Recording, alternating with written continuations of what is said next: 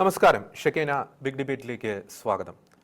ഭാരതത്തിലെ മതസ്വാതന്ത്ര്യ സങ്കല്പങ്ങൾ കേൾക്കുന്ന മുറിവുകളായി മാറുകയാണോ ഏകദേശം 12ഓളം സംസ്ഥാനങ്ങളിൽ പാസാക്കിയിരിക്കുന്ന നിർബന്ധിത മതപരിവർത്തന നിരോധന നിയമങ്ങൾ? തീർച്ചയായിട്ടും നിർബന്ധമായി ഒരു മതത്തിലേക്ക് പരിവർത്തനം ചെയ്യുന്ന ആ ഒരു പ്രവൃത്തി തീർച്ചയായിട്ടും എതിർക്കപ്പെടേണ്ടതാണ്. അത് പണം കൊടുത്തോ പ്രലോഭിപ്പിച്ചോ അല്ലെങ്കിൽ ഭീഷണിപ്പെടുത്തിയോ ഏതെങ്കിലും മതത്തിലേക്ക് അത് പരിവർത്തനം ചെയ്യും തീർച്ചയായിട്ടും എതിർക്കപ്പെടേണ്ടതാണ്. പക്ഷേ ഇവിടെ പ്രശ്നം എന്താണെന്ന് വെച്ച് കഴിഞ്ഞാൽ ഈ നിർബന്ധിത മതപരിവർത്തന നിരോധന നിയമം എന്ന ഓമന പേരിൽ മതസ്വാതന്ത്ര്യത്തെ ഹനിക്കുന്ന രീതിയിലുള്ള നിരവധി പല സംഭവങ്ങളും ഭാരതത്തിന്റെ വിവിധ ഭാഗങ്ങളിൽ നിന്നും റിപ്പോർട്ട് ചെയ്യപ്പെട്ടിരിക്കുന്നു. പലപ്പോഴും സ്വമനസാലെ ഉള്ള ഒരു മതപരിവർത്തനത്തിന് പോലും ഒരു സാഹചര്യമില്ലാത്ത രീതിയിലാണ് കാര്യങ്ങളുടെ പോക്ക്. ഏറ്റവും ഒടുവിൽ നമുക്കറിയാം രാജസ്ഥാൻ സർക്കാർ പാസ്സാക്കിയിട്ടുള്ള ആ നിർബന്ധിത മതപരിവർത്തന നിരോധന നിയമം, അതിലെ കിരാതമായിട്ടുള്ള വകുപ്പുകൾ ആഴത്തിൽ പഠിച്ചു കഴിയുമ്പോൾ എത്രത്തോളം ആഴത്തിലുള്ള മുറിവാണ് അത് ഇന്ത്യയിലെ മതസ്വാതന്ത്ര്യ സങ്കല്പങ്ങൾക്ക് ആ നിയമം ഏൽപ്പിച്ചിരിക്കുന്നത് എന്ന് നമുക്ക് വളരെ വ്യക്തമായിട്ടും മനസ്സിലാക്കാൻ സാധിക്കും. പലപ്പോഴും ഇത്തരം നിയമങ്ങൾ ആഴത്തിൽ പഠിക്കുന്ന പല നിരീക്ഷകരും ഒക്കെ ആരോപിക്കുന്ന ഒരു കാര്യമുണ്ട്. പാകിസ്ഥാനിലെ ഈ മതനിന്ദ നിയമങ്ങളുടെയൊക്കെ ഒരു ഇന്ത്യൻ പതിപ്പായി പലപ്പോഴും ഇത്തരം നിയമങ്ങൾ മാറുന്നു എന്ന്. ഈ ഒരു വിഷയവുമായി ബന്ധപ്പെട്ട ഏറ്റവും സുപ്രധാനമായിട്ടുള്ള അപ്ഡേഷൻ ഈ അടുത്ത ദിവസങ്ങളിൽ പുറത്തു വന്നത് ഭാരത കത്തോലിക്ക മെത്രാൻ സമിതി രാജസ്ഥാൻ സർക്കാർ 2025 പാസാക്കിയ നിർബന്ധിത മതപരിവർത്തന നിരോധന നിയമങ്ങൾക്കെതിരെ സമർപ്പിച്ച ഹർജിയിന്മേൽ ബഹുമാനപ്പെട്ട സുപ്രീം കോടതി രാജസ്ഥാൻ സർക്കാരിനോട് ആ ഒരു വിശദീകരണം ആവശ്യപ്പെട്ടിരിക്കുന്നു. മാത്രമല്ല സമാനമായിട്ടുള്ള കേസുകൾ ഇപ്പോൾ കോടതിയുടെ പരിഗണനയിൽ നിൽക്കുന്ന ഒരു സാഹചര്യം. ഈ ഒരു സാഹചര്യത്തിൽ ഈ നിർബന്ധിത മതപരിവർത്തന നിരോധന നിയമങ്ങൾ എങ്ങനെയാണ് പലപ്പോഴും ക്രൈസ്തവരെ ടാർഗറ്റ് ചെയ്യുന്ന രീതിയിലേക്ക് മാറുന്നത്, അത് ഇന്ത്യയിലെ മതസ്വാതന്ത്ര്യത്തിന് എത്രത്തോളം ഹാനികരമായിട്ടുള്ള ഒരു സാഹചര്യമാണ് സൃഷ്ടിക്കുന്നത്, എന്തുകൊണ്ട് ഭാരത കത്തോലിക്ക മെത്രാൻ സമിതി ഇത്തരം നിയമങ്ങളെ എതിർക്കുന്നു, ഈ വിഷയങ്ങളാണ് ഇന്ന് ഷെക്കീന ബിഗ് ഡിബേറ്റ് ചർച്ച ചെയ്യാൻ ആഗ്രഹിക്കുന്നത്. ഇന്ന് ഈ ചർച്ചയിൽ നമ്മോടൊപ്പം ചേരുന്നു അഡ്വക്കേറ്റ് ഡോക്ടർ അലക്സ് ജോസഫ്. അദ്ദേഹം സുപ്രീം കോടതി അഭിഭാഷകനാണ്, ഒപ്പം തന്നെ CBSEയുടെ ലീഗൽ സെൽ മെമ്പർ കൂടിയാണ്. ഒപ്പം തന്നെ അഡ്വക്കേറ്റ് വിമല ബിനു, അവർ ഹൈക്കോടതി അഭിഭാഷകയാണ്. ഒപ്പം സിസ്റ്റർ ടെസ്സി ജേക്കബ് ഒഡീഷയിലെ ഭുവനേശ്വറിൽ നിന്നും നമ്മോടൊപ്പം ചേരുന്നു. സിസ്റ്റർ ടെസ്സി ജേക്കബ് മീഡിയ കോർഡിനേറ്ററാണ്. ഒപ്പം തന്നെ missionary sisters servants of holy spirit സന്യാസിനി സമൂഹാംഗം കൂടിയാണ്. ഒപ്പം ആ മേഖലയിൽ മാധ്യമ മേഖലയിലും സാമൂഹ്യ മേഖലയിലും സുദൃഢമായിട്ടുള്ള ശുശ്രൂഷ ചെയ്യുന്ന വ്യക്തിത്വം കൂടിയാണ് സിസ്റ്റർ ടെസ്സി ജേക്കബ്. മൂന്ന് പേർക്കും ഈ ചർച്ചയിലേക്ക് സ്വാഗതം. ആദ്യം ഡോക്ടർ അലക്സ് ജോസഫ്, നമ്മൾ ഈ ഒരു വിഷയം ചർച്ചയ്ക്കെടുക്കാനുള്ള രണ്ട് കാരണമുണ്ട്. ഒന്ന്, ഈ ഒരു നിർബന്ധിത മതപരിവർത്തന നിരോധന നിയമങ്ങൾ എത്രത്തോളം നമ്മുടെ മതേതര സങ്കല്പങ്ങൾക്ക് മതസ്വാതന്ത്ര്യ സങ്കല്പങ്ങൾക്ക് ഹാനികരമാണ്. രണ്ടാമത്തെ പ്രധാനപ്പെട്ട ഒരു കാര്യം, ഭാരത കത്തോലിക്ക മെത്രാൻ സമിതി സമർപ്പിച്ച ആ ഒരു ഹർജി. അപ്പോൾ ആദ്യത്തെ ഒരു ചോദ്യം അത് തന്നെയാണ്, ഏതെല്ലാം വിഷയങ്ങളാണ് പ്രത്യേകിച്ച് ഈ രാജസ്ഥാൻ സർക്കാർ പാസ്സാക്കിയ ആ നിയമവുമായി ബന്ധപ്പെട്ട് ഒരു ആശങ്ക ഉണർത്തുന്ന രീതിയിൽ CBSE ഭാരത കത്തോലിക്ക മെത്രാൻ സമിതി സുപ്രീം കോടതിയിൽ സമർപ്പിച്ചിരിക്കുന്നത്? എന്തെല്ലാം ഗുരുതരമായിട്ടുള്ള വകുപ്പുകളാണ് CBSE ചൂണ്ടിക്കാണിച്ചിരിക്കുന്നത്? Doctor Alex Joseph. നിർബന്ധിത മത പരിവർത്തന നിരോധന നിയമം എന്ന് പറഞ്ഞ് രാജസ്ഥാൻ ഗവൺമെന്റ് പാസാക്കിയിരിക്കുന്ന നിയമങ്ങളെല്ലാം തന്നെ വളരെ ഭീകരമായ രീതിയിൽ ബാധിക്കുന്നത് ഇന്ത്യയിലെ കത്തോലിക്ക സഭയും കത്തോലിക്ക സഭയുടെ പ്രവർത്തനങ്ങളെയും ക്രിസ്തു വിശ്വാസത്തിൽ ജീവിക്കുന്ന എല്ലാവരെയും തന്നെ ഇത് ബാധിക്കുന്ന രീതിയിലാണ് അതിന്റെ ഓരോ നിയമങ്ങളും ഓരോ വകുപ്പുകളും അവരെനാക്കിയിരിക്കുന്നത്. സത്യത്തിൽ നിർബന്ധിത മതപരിവർത്തന നിരോധന നിയമമല്ല, ഇതിനെ നിർബന്ധിത പുനഃപരിവർത്തന നിയമം എന്ന് വെച്ച് കഴിഞ്ഞാൽ ഇവിടെ ബാക്കിയുള്ള മൈനോറിറ്റി ആയിട്ട് ആരൊക്കെ അവശേഷിച്ചിട്ടുണ്ടോ അവരെയൊക്കെ തിരിച്ച് കൺവേർട്ട് ചെയ്യാൻ വേണ്ടിയിട്ട് ഉദ്ദേശമുള്ള നിയമമാണെന്ന് വേണമെന്ന് മനസ്സിലാക്കുന്നത്. ആരും എപ്പോഴും വേണമെങ്കിലും ടാർഗറ്റ് ചെയ്യപ്പെടാം. ഉദാഹരണം പറയുകയാണെങ്കിൽ ഇതിന്റെ ഡെഫിനിഷൻ ക്ലോസ് അത് വകുപ്പ് 2 ആ വകുപ്പ് 2 പറഞ്ഞിരിക്കുന്നത് നിർബന്ധിത മതപരിവർത്തന നിയമത്തിന്റെ ഭാഗമായി ചെയ്യുന്ന ഓരോ പ്രവൃത്തി, അതിനകത്ത് അല്യൂർമെന്റ് ആവാം, അൺലോഫുൾ ഇൻഫ്ലുവൻസ് ആവാം, കൊയേഷൻ ആവാം, ഇതൊക്കെ പറഞ്ഞിരിക്കുന്നത് ഇതിനകത്ത് താഴേക്ക് വരുന്ന ഡെഫിനിഷൻ. അല്യൂർമെന്റിൽ ഉദാഹരണം പറഞ്ഞിരിക്കുന്നത് ഒരു എംപ്ലോയ്മെന്റ് കൊടുക്കുന്നു, അത് അല്യൂർമെന്റ് ആണ്. ഒരു ഗിഫ്റ്റ് കൊടുക്കുന്നു, അവരുടെ ലൈഫിന്റെ പ്രോസ്പെക്റ്റിന്റെ ഭാഗമായിട്ട് എന്തെങ്കിലും ഒരു സ്റ്റെപ്പ് എടുക്കുന്നു, അതെല്ലാം ഇത് നിർബന്ധിത മതപരിവർത്തനത്തിന്റെ ഭാഗമായിട്ട് സ്റ്റെപ്പായി പോകാം. അതിന്റെ ഒപ്പം തന്നെ FIR രജിസ്റ്റർപ്പെടാം. FIR രജിസ്റ്റർ ചെയ്ത് കഴിഞ്ഞാൽ മറ്റ് ക്രിമിനൽ കേസുകളിൽ FIR രജിസ്റ്റർ ചെയ്ത് കഴിഞ്ഞാൽ സ്റ്റേറ്റിന്റെ ഉത്തരവാദിത്വമാണ് ആ പ്രതി കുറ്റം ചെയ്യുന്നുള്ള കാര്യം പ്രൂവ് ചെയ്യുക. ഈ നിയമത്തില് വകുപ്പ് 4 അനുസരിച്ച് അത് നേരെ വകുപ്പ് 14 അനുസരിച്ച് നേരെ ബേർഡൻ കൊണ്ടുപോയി വെച്ചിരിക്കുന്നത് പ്രതിയാക്കപ്പെടുന്ന ആൾ ഞാൻ നിർബന്ധിത മതപരിവർത്തനത്തിൽ ഏർപ്പെട്ടിട്ടില്ല എന്ന് സ്ഥാപിക്കലാണ്. അപ്പൊ കത്തോലിക്ക സഭയും ഇതിലെ കത്തോലിക്ക വിശ്വാസികളെ എങ്ങനെ ബാധിക്കുന്നു വെച്ചാൽ ക്രിസ്തുവിന്റെ മാർഗങ്ങൾ പിൻപറ്റി കരുണ, സ്നേഹം, ദയ, സഹോദരങ്ങളോടുള്ള സഹവർത്തിത്വം, അവരോടുള്ള സഹാനുഭൂതി, ഇതൊക്കെ വെച്ചിട്ടാണ് നമ്മുടെ ഓരോ ഇൻസ്റ്റിറ്റ്യൂഷനും റൺ ചെയ്യുന്നത്. അപ്പൊ നമ്മളൊരു സ്കൂൾ നടത്തുകയാണെങ്കിൽ സ്കൂളിൽ കൊടുക്കുന്ന ഫ്രീ എഡ്യൂക്കേഷൻ അത് ഈ അലൂർമെന്റ് ഡെഫിനിഷനിൽ പെടാം. കൺവേർഷൻ നടന്നാലും ഇല്ലെങ്കിലും എഫ്ഐആർ രജിസ്റ്റർ ചെയ്യപ്പെടാം. അത് ഒന്നാമത്തെ ഒരു അപകടം. ഇനി രണ്ടാമത്തെ ഒരു കാര്യം എന്നാന്ന് ചോദിച്ചാൽ, ഇതിനകത്ത് ആവശ്യപ്പെടുന്നത് കൺവേർഷൻ ചെയ്യുന്നതിന് മുമ്പായിട്ട് ഡിസ്ട്രിക്ട് മജിസ്ട്രേറ്റിന് മുമ്പിൽ നോട്ടീസ് പബ്ലിഷ് ചെയ്യണം. നോട്ടീസ് പബ്ലിഷ് ചെയ്തത് ഒബ്ജക്ഷൻ ആവശ്യപ്പെടും. ഇനി അതിന്റെ ഇത് വായിക്കുമ്പോൾ നമ്മൾ വേറൊരു കാര്യം കൂടി വായിക്കണം. നേരത്തെ പറഞ്ഞ പോലെ തന്നെ എഫ്ഐആർ രജിസ്റ്റർ ചെയ്യപ്പെടാൻ വേണ്ടി എനി പേഴ്സൺ, അതായത് ക്രിമിനൽ ലോയുടെ ഒരു ബേസിക് ഫണ്ടമെന്റൽ പ്രിൻസിപ്പിൾ എന്താണെന്ന് ചോദിച്ചു കഴിഞ്ഞാൽ, aggrieved party or anyone relating to aggrieved പാർട്ടിയാണ് ജനറലി പോകുന്നത്. അല്ല സീരിയസ് ഓഫൻസ്, ഇപ്പം കുറ്റകൃത്യങ്ങളും ഗുരുതരമായിട്ടുള്ള കൊലപാതകമോ അതുപോലുള്ള കാറ്റഗറിയിൽപ്പെടുന്ന കുറ്റകൃത്യങ്ങൾ നടന്നു കഴിഞ്ഞാൽ ആർക്കും ഇൻഫോം ചെയ്യാൻ, എഫ്ഐആർ ലോഞ്ച് ചെയ്യാൻ സംശയമില്ല. അതുപോലുള്ള ആൾക്കാർ ഇതിൽ any person can launch an FIR. അപ്പൊ ഇതിനകത്തൊരു ഡേഞ്ചർ എന്താണെന്ന് ചോദിച്ചു കഴിഞ്ഞാൽ, മതപരിവർത്തനം ചെയ്യാൻ ആഗ്രഹിക്കുന്നു, ക്രിസ്തു മതത്തിലേക്ക് വരുന്നു, ക്രിസ്തു വിശ്വാസത്തിലേക്ക് ആകർഷണ ഒരാൾ വരുന്നു, അയാൾ ആദ്യം ചെയ്യേണ്ട സ്റ്റെപ്പ് എന്താണ്? ഡിസ്ട്രിക്ട് അതോറിറ്റിനെ ഇൻഫോം ചെയ്യണം. ആ ഇൻഫർമേഷൻ നോട്ടീസ് ആയിട്ട് പബ്ലിക് ബോർഡിലേക്ക് വരും. ആ പബ്ലിക് ബോർഡിൽ വരുന്ന ഉടനെ തന്നെ എന്താ സംഭവിക്കുന്നത്? ഏതെങ്കിലും ആൾക്ക് ഇതാ ഇന്ന ഒരാള് അല്യൂർമെന്റിന്റെ ഭാഗമായി, അല്ലെങ്കിൽ എംപ്ലോയ്മെന്റിന്റെ ഭാഗമായി, അല്ലെങ്കിൽ അതുപോലുള്ള എന്തെങ്കിലും സ്റ്റെപ്പിന്റെ ഭാഗമായി ഇതാ കൺവേർട്ട് ആകാൻ പോകുന്നുള്ള എഫ്ഐആർ ലോഞ്ച് ചെയ്ത് inviting an FIR to be launched against. ഇനി അതുകൊണ്ട് തന്നെ ദുരന്തം തീരുന്നില്ല. ഈ നിയമത്തിൽ പറയുന്നത് ഈ ഒഫൻസ് ഒക്കെ നോൺ ബെയിലബിൾ ഒഫൻസ് ആണ് പറഞ്ഞിരിക്കുന്നത്. നോൺ ബെയിൽ ഒഫൻസ് അതിന്റെ ഗ്രാവിറ്റി ഓഫ് സെന്റൻസ് എന്താന്ന് ചോദിച്ചാൽ മിനിമം 7 years. അത് ലൈഫ് ഇംപ്രിസൺമെന്റ് വരെ പോകാം. Heavy amount rupees fine, 5 lakh rupees, 10 lakh rupees fine ആകാം. ഇനി കത്തോലിക്ക സഭ എന്തുകൊണ്ട് സുപ്രീം കോടതിയെ സമീപിച്ച് ഇങ്ങനെ ഒരു നീക്കം നടത്തിയെന്ന് ചോദിച്ചു കഴിഞ്ഞാൽ, നമ്മൾ ജനങ്ങള് ഇതിനെക്കുറിച്ച് അവബോധമാരെ വരുന്നേ ഉള്ളൂ. ഈ നിയമത്തിലെ ഓരോ കാര്യങ്ങളും വായിച്ചു നോക്കുമ്പോൾ ഇതിന്റെ ഉദ്ദേശശുദ്ധി വളരെ ക്ലിയർ ആണ്. അവശേഷിച്ചിരിക്കുന്ന മൈനോറിറ്റിയെ സപ്രസ് ചെയ്യാമെന്ന് മാത്രമല്ല, അതിനെ റീകൺവേർട്ട് ചെയ്യാനുള്ള ഉദ്ദേശം കൂടിയുണ്ട്. അത് ഫോഴ്സ്ഫുൾ റീകൺവേർഷൻ ആകാം. എന്തുകൊണ്ട് റീകൺവേർഷൻ ആകാമെന്ന് ചോദിച്ചു കഴിഞ്ഞാൽ, ഈ പറഞ്ഞ അലൂർമെന്റും എംപ്ലോയ്മെന്റും മറ്റു കാര്യങ്ങളും ഒക്കെ മതപരിവർത്തനം, അവരുടെ എയർലി റിലീജിയനിലേക്ക് തിരിച്ചു പോകുന്നതിന് തടസ്സമല്ല. ഫോർ എക്സാമ്പിൾ, ഇന്ത്യൻ മഹാരാജ്യത്ത് ഏതെങ്കിലും ഒരു ന്യൂനപക്ഷം ഒരു ഭൂരിപക്ഷത്തിലേക്ക് മാറുവാണെങ്കിൽ ഈ പറയുന്ന അല്യൂർമെന്റോ അൺലോഫുൾ ഇൻഫ്ലുവൻസോ ഒന്നും തന്നെ ഇതിന് ബാധകമാകുന്നില്ല. അപ്പോൾ സിറ്റിസൺസിനെ 2 തരത്തിലാണ്, ഒരേ പ്ലാറ്റ്ഫോമിൽ നിൽക്കുന്ന പൗരന്മാരെ 2 തരത്തിൽ ഒരു നിയമം വെച്ചിട്ട് ടാർഗറ്റ് ചെയ്യുകയാണ്. അപ്പം അവസാനം അവശേഷിക്കുന്ന ചോദ്യം എന്താണെന്ന് ചോദിച്ചു കഴിഞ്ഞാൽ, നിങ്ങൾ പുനഃപരിവർത്തനത്തിലേക്ക് വരുന്നുണ്ടോ, അതോ നിങ്ങൾ നിങ്ങളുടെ വിശ്വാസം തുടരുന്നുണ്ടോ? വിശ്വാസം തുടരുന്ന ഒരൊറ്റ ഒരു കാരണത്താൽ തന്നെ ടാർഗറ്റ് ചെയ്യപ്പെടും നിയമം വെച്ചിട്ട്.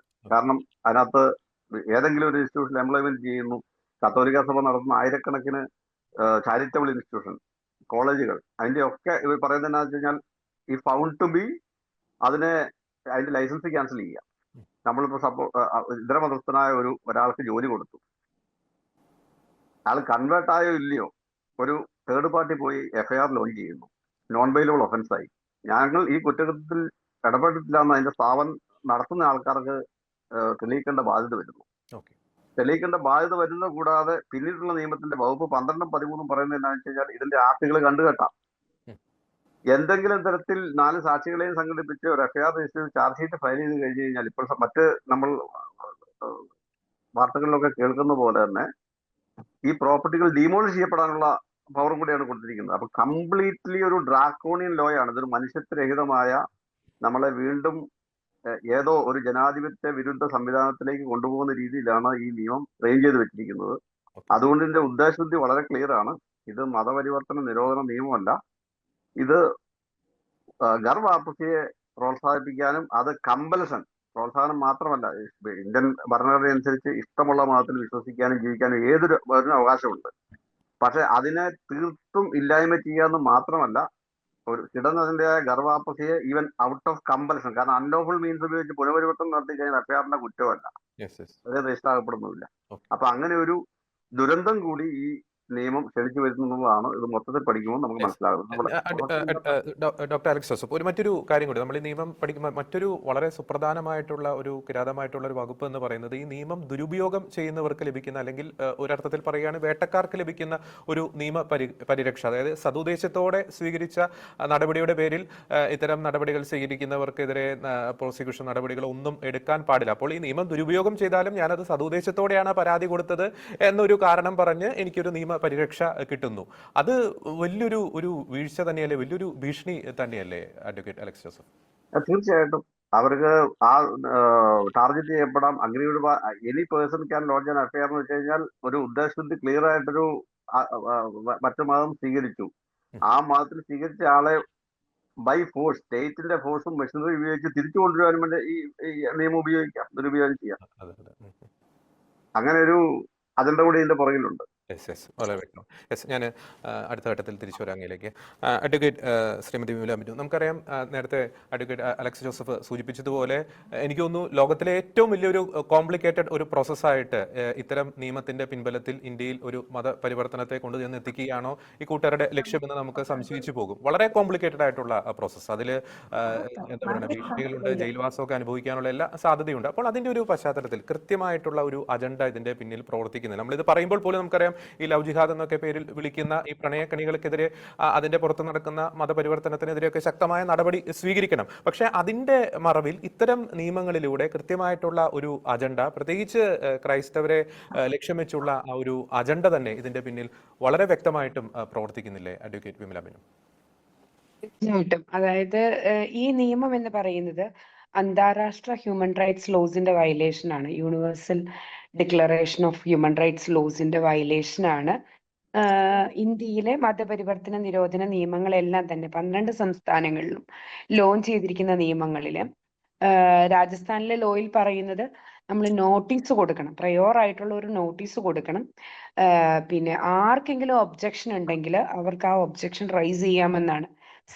ഞാനൊരു മതം സ്വീകരിക്കണോ വേണ്ടയോ എന്ന് തീരുമാനിക്കുന്നതിൽ മറ്റേത് വ്യക്തി ഒബ്ജക്ഷൻ റൈസ് ചെയ്യാനാണ്? അതെന്റെ സ്വാതന്ത്ര്യങ്ങൾക്കെതിരല്ലേ? ഞാൻ ഒരു മതത്തിൽ വിശ്വസിക്കണമോ അല്ലെങ്കിൽ മതത്തിൽ വിശ്വസിക്കേണ്ടയോ എന്ന് തീരുമാനിക്കുന്നത് എൻ്റെ ഹ്യൂമൻ റൈറ്റ്സ് ലോസിന്റെ ഭാഗമായിട്ടാണ്. സോ അതിനകത്ത് മറ്റ് വ്യക്തികളിൽ നിന്ന് ഒബ്ജക്ഷൻ റൈസ് ചെയ്യാം. അവർക്ക് ഒബ്ജക്ഷൻ ഉണ്ടെങ്കിൽ നോട്ടീസ് കൊടുത്ത് അവരുടെ ഒബ്ജക്ഷൻ ഉണ്ടെങ്കിൽ എനിക്ക് ആ മതപരിവർത്തനം സാധ്യമാകില്ല എന്ന് പറയുന്നത് തന്നെ ഹ്യൂമൻ റൈറ്റ്സ് ലോസിന്റെ വയലേഷൻ അടങ്ങിയിരിക്കുന്നു. അതായത് universal declaration of human rights laws article 18 പ്രകാരവും അതുപോലെ തന്നെ civil and political rights article 18 sub clause 1 പ്രകാരവും ഇത് ക്ലിയർ കട്ട് വയലേഷൻ ആണ്. കാരണം ഏത് മതം സ്വീകരിക്കാനും മതത്തിൽ വിശ്വസിക്കാനും മതത്തിൽ ആചാരങ്ങളിലും വിശ്വസിക്കാനും വിശ്വസിക്കാതിരിക്കാനും ആ മതം പ്രചരിപ്പിക്കാനും ആ മതം ആചരിക്കാനും ഉള്ള എൻ്റെ അവകാശത്തിന്മേലുള്ള എൻ്റെ സ്വാതന്ത്ര്യത്തിന്മേലുള്ള കടന്നുകയറ്റമാണിത്. മാത്രമല്ല ഇത്തരത്തിൽ ഏത് മതസംഘടനകൾക്കും ഏത് തരത്തിലുള്ള സംഘടനകൾ, ഫോർ എക്സാമ്പിൾ നമുക്കറിയാം സംഘപരിവാർ അല്ലെങ്കിൽ ഹനുമാൻ സംഘടനകൾ, അതല്ലെങ്കിൽ RSS, അത്തരം സംഘടനകൾ പലപ്പോഴും ഇതിന്റെ മറവിൽ, പലപ്പോഴും ബജറംഗദൾ പോലുള്ള സംഘടനകളാണ് പലപ്പോഴും ഇതിന്റെ മറവിൽ ഏത് തരത്തിലുള്ള ആക്ടിലേക്കും ഒരു റിലീജിയസ് ഇൻസ്റ്റിറ്റ്യൂഷനെതിരെ പോകാം. ആ റിലീജിയസ് ഇൻസ്റ്റിറ്റ്യൂഷനെതിരെ ഇത്തരത്തിലൊരു ക്രൈം ലോഞ്ച് ചെയ്ത് കഴിഞ്ഞിട്ടുണ്ടെങ്കിൽ അതൊരു ബേർഡൻ ഓഫ് പ്രൂഫ്, അതായത് ഞാൻ കുറ്റം ചെയ്തിട്ടില്ല എന്ന് തെളിയിക്കേണ്ട ബാധ്യത പോലും പ്രതിയുടേതായി മാറുകയാണ്. ബേർഡൻ ഷിഫ്റ്റ് ചെയ്യുകയാണ് ഇതിനകത്ത്. സാധാരണഗതിയിൽ prosecution has to prove the guilt beyond the reasonable doubt എന്നാണ് normal pattern of or criteria of law. പക്ഷെ ഈ കേസുകളിൽ മതപരിവർത്തന നിരോധന നിയമങ്ങളിൽ നമുക്ക് കാണാൻ കഴിയുന്ന കാര്യം എന്ന് വെച്ചാൽ the accused has to prove that he has not committed the crime. Burden or onus of proof എന്ന് പറയുന്നത് ഷിഫ്റ്റ് ചെയ്ത് പ്രതിയിലേക്ക് വരികയാണ്. പ്രതി ഇത് എങ്ങനെ തെളിയിക്കാനാണ്? ഞാൻ ഇത്തരത്തിലുള്ള ഒരു ക്രൈം കമ്മിറ്റ് ചെയ്തിട്ടില്ല എന്ന് തെളിയിക്കാനുണ്ടാവുന്ന സാഹചര്യങ്ങൾ വളരെ റെയർ ആണ്. സോ മാത്രമല്ല ഇത്തരത്തിൽ ആക്ഷൻ എടുക്കുന്ന ഉദ്യോഗസ്ഥർക്കെതിരെ ഒരു നടപടികളും അവർക്ക് ഒരു പ്രിവിലേജ് കൊടുക്കുകയാണ്. അവരൊരു ഫേക്ക് ആയ ഒരു നടപടിയാണ് എടുത്തെങ്കിൽ പോലും അവർക്കൊരു പ്രിവിലേജ് കൊടുക്കുകയാണ്. ഇത് കൂടുതലായി ഇത്തരത്തിലുള്ള ക്രൈംസ് രജിസ്റ്റർ ചെയ്യപ്പെടുന്നതിന് കാരണമാകുന്നു. സോ ഇതിനകത്ത് ഏറ്റവും പ്രധാനമായിട്ട് നമ്മൾ കാണേണ്ട ഒരു കാര്യം, നിർബന്ധിതമായ ഒരു മതപരിവർത്തനമാണെങ്കിൽ അത് തടുക്കപ്പെടേണ്ടത് തന്നെയാണ്. അതിനകത്ത് യാതൊരു ക്ലാരിറ്റി കുറവുമില്ല. If the conversion is illegal and unlawful or forceful it has to be stayed. But here the case is ആർക്കും ഏത് നടപടിയും ഒരു ക്രിസ്ത്യാനിക്കെതിരെ ലോഞ്ച് ചെയ്യുന്നതിന് ഒരു ബുദ്ധിമുട്ടുണ്ടാകുന്നു. ആൻഡ് നമുക്ക് ആലോചിക്കാൻ കഴിയുമോ ക്രിസ്ത്യാനികൾക്ക് വിലക്കുള്ള ഗ്രാമങ്ങൾ ഇന്ത്യയിലാണെന്ന്? ഛത്തീസ്ഗഡിലെ കുറെ ഗ്രാമങ്ങളിൽ ക്രിസ്ത്യാനികൾക്ക് വിലക്കാണ്. ക്രിസ്ത്യാനികൾക്ക് അവിടെ പ്രവേശിക്കാൻ കഴിയുകയില്ല. മതപരിവർത്തന നിരോധന നിയമത്തിന്റെ ചുവട് പിടിച്ച് ക്രിസ്ത്യാനികളെ ഒരു വലിയ ഏരിയയിൽ നിരോധിക്കുകയാണ്. പിന്നെ ഇന്ത്യയിലെ നവോത്ഥാനത്തിന്റെ വലിയ കാരണക്കാരായിരിക്കുന്നത് നമ്മുടെ ക്രിസ്ത്യൻ മിഷണറിമാരാണെന്നുള്ള സത്യം നമ്മൾ മറക്കരുത്. ഇന്ത്യയിലെ നവോത്ഥാന മുന്നേറ്റത്തിന് പാവങ്ങൾക്കിടയിലേക്ക് സുവിശേഷം മാത്രമല്ല ക്രിസ്ത്യൻ മിഷണറിമാർ എത്തിച്ചിരിക്കുന്നത്, പാവങ്ങൾക്കിടയിലേക്ക് അവർക്ക് ജീവിതം, അവരുടെ ദാരിദ്ര്യം മാറാനുള്ള കാര്യങ്ങൾ, അവർക്ക് വിദ്യാഭ്യാസം, അങ്ങനെ സംസ്കാര സമ്പന്നരായി ജീവിക്കാനുള്ള കാര്യങ്ങൾ, അങ്ങനെ നമ്മുടെ ആതുരാലയങ്ങൾ, നമ്മളുടെ ഹോസ്പിറ്റലുകൾ, നമ്മളുടെ മറ്റ് സേവനങ്ങളെല്ലാം പരിശോധിച്ചാൽ അറിയാം, ഇന്ത്യയിൽ ഗവൺമെന്റ് ചെയ്യുന്നതിനേക്കാൾ വലിയ കാര്യങ്ങൾ ക്രിസ്ത്യൻ മിഷണറിമാർക്ക് പല ഘട്ടങ്ങളിലായി ചെയ്യുവാൻ സാധിച്ചിരിക്കും എന്നുള്ളതാണ്. പ്രത്യേകിച്ച് കേരളത്തിലെ നവോത്ഥാന മുന്നേറ്റം എടുത്തു നോക്കിയാൽ നമുക്കത് മനസ്സിലാക്കാൻ കഴിയും. സോ ഇത്തരത്തിൽ സമൂഹത്തിൽ വലിയ മാറ്റങ്ങൾ സൃഷ്ടിക്കുന്ന ഒരു വലിയ മതവിഭാഗത്തിന് ഇപ്പോൾ അവർക്ക് അവരുടെ വസ്ത്രം ധരിച്ചു പോലും പുറത്തിറങ്ങാൻ, അല്ലെങ്കിൽ ബൈബിൾ കയ്യിൽ വെക്കുന്നത് വരെ ഒഫൻസ് ആയിട്ട് കാണപ്പെടുന്ന ഒരു കാലത്തിലേക്ക് നമ്മുടെ ലോകം മാറിയിരിക്കുന്നു എന്നുള്ളത് നമ്മളുടെ അനീതിക്കെതിരെ പ്രതികരിക്കാനുള്ള നമ്മളുടെ ശബ്ദങ്ങൾ നമ്മൾ ഉയർത്തേണ്ടതിന്റെ അനിവാര്യതയാണ് കാണിച്ചു തരുന്നത്. കാരണം മതം എന്ന് പറയുന്നത് ഒരു വ്യക്തിയുടെ സ്വന്തം തെരഞ്ഞെടുപ്പാണ്. ഏത് മതത്തിൽ ഞാൻ വിശ്വസിക്കണം, ഏത് ആചാരത്തിൽ വിശ്വസിക്കണം, ഏത് വിഷയത്തിൽ ഞാൻ ഇഷ്ടപ്പെടണം, അതിനെ ഞാൻ ആചരിക്കുകയോ എൻ്റെ സുഹൃത്തുക്കൾക്ക് അത് പകർന്നു നൽകുകയോ ചെയ്യുന്നത് തെറ്റാണെന്ന് ഇന്ത്യൻ കോൺസ്റ്റിറ്റ്യൂഷൻ എവിടെയും പറയുന്നില്ല. ആർട്ടിക്കിൾ 25 എന്താണ് പറയുന്നത്? മതത്തിൽ വിശ്വസിക്കാനും അത് ആചരിക്കാനും അത് പ്രകടിപ്പിക്കുവാനുമുള്ള അവകാശം നൽകുന്നുണ്ട്. സോ ഇതിനെ ഒരു subjective to a societal order, that's it is.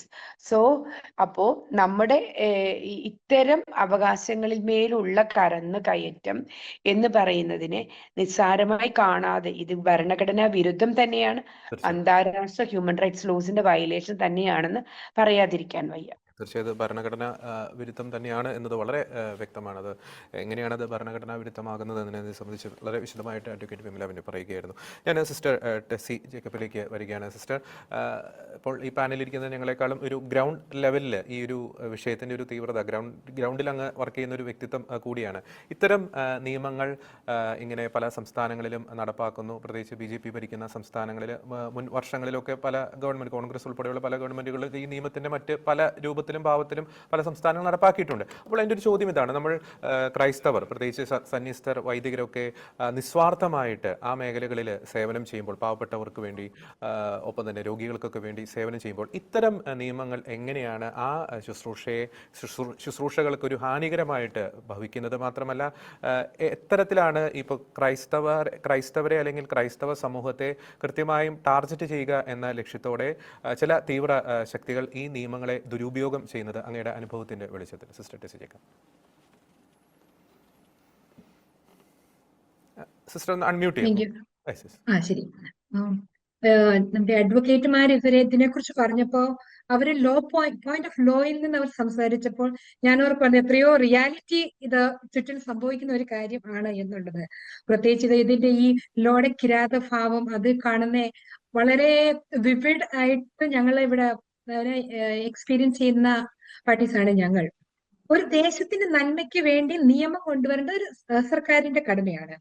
പക്ഷെ അത് നടപ്പിലാക്കാൻ പൊതുജനത്തിന്റെ കയ്യിലിട്ട് കൊടുക്കുന്നത് അത് ശരിയല്ല. അത് പറഞ്ഞ പോലെ anyone can fire an FIR. അതാണല്ലോ പലയിടത്തും കാണുന്നത്. ഒരു ബൈബിൾ വായിച്ചതിന്റെ പേരിൽ ഒരു യങ് ഗേളിനെ കൂട്ടം കൂടി ആക്രമിക്കുക, അഥവാ ഒരു സിസ്റ്റർ ഒരു യങ്സ്റ്റേഴ്സിന്റെ കൂടെ നിന്നിട്ടുണ്ട്, എന്നാലേ മോബ് അറ്റാക്ക് ഉണ്ടാകുക, അല്ലെങ്കിൽ ഒരു ട്രൈബൽ ദളിത് വില്ലേജിൽ കൂടി ഒരു യൂത്ത് അവര് കൺവേർട്ട് ചെയ്തിട്ടുണ്ടെങ്കിൽ, അവര് ക്രിസ്ത്യാനിറ്റിനെ എംബ്രേസ് ചെയ്തിട്ടുണ്ടെങ്കിൽ അവരെ പുറത്താക്കുക. ഇതൊക്കെ എല്ലാവരും നിയമം കയ്യിലെടുക്കുന്ന ഒരു ഭീകരമായ ഒരു അവസ്ഥയാണ് ഉണ്ടാകുന്നത്. ഒരു എനിക്കറിയാവുന്ന ഈ കുറച്ച് ദിവസങ്ങൾക്കകം നടന്നിരിക്കുന്ന കുറച്ച് ഇൻസിഡൻസ് ഉണ്ട്. ഒരു അച്ഛൻ വണ്ടി ഓടിച്ചു പോയപ്പോ, നമ്മുടെ വൈദികൻ വണ്ടി ഓടിച്ചു പോയപ്പോ അത് തട്ടി ഒരു സ്കൂട്ടർ യാത്രികൻ മരണപ്പെടുന്നു. ആദ്യം അവിടെ ഉണ്ടായിരുന്നവർ അത് ഇമോഷന്റെ പേരിൽ ഒത്തിരി ബഹളം എല്ലാം ഉണ്ടായി. ഏകദേശം കാര്യങ്ങളെല്ലാം സെറ്റിലായി വരികയായിരുന്നു. അപ്പം ഫ്രം നോവേർ ഒരു കൂട്ടം ആൾക്കാർ വന്ന് വേറെ കാര്യങ്ങൾ അച്ഛന്റെ മേലെ ചുമത്തി ജയിലടയ്ക്കപ്പെടുന്നു. അതില് ഇത് സംഭവം നടന്നതൊന്ന്, പക്ഷെ എന്താണ് അച്ഛന്റെ പേര് ചുമത്തപ്പെട്ട കുറ്റം എന്നുള്ളത് അത് വേറെ. പിന്നെ അതിൽ നിന്ന് ഇത് നോൺ ബെയിലബിൾ ഒഫൻസ് ആയതുകൊണ്ട് ദിവസങ്ങളോളം അച്ഛന് ജയിലിൽ കഴിയേണ്ടി വന്നു.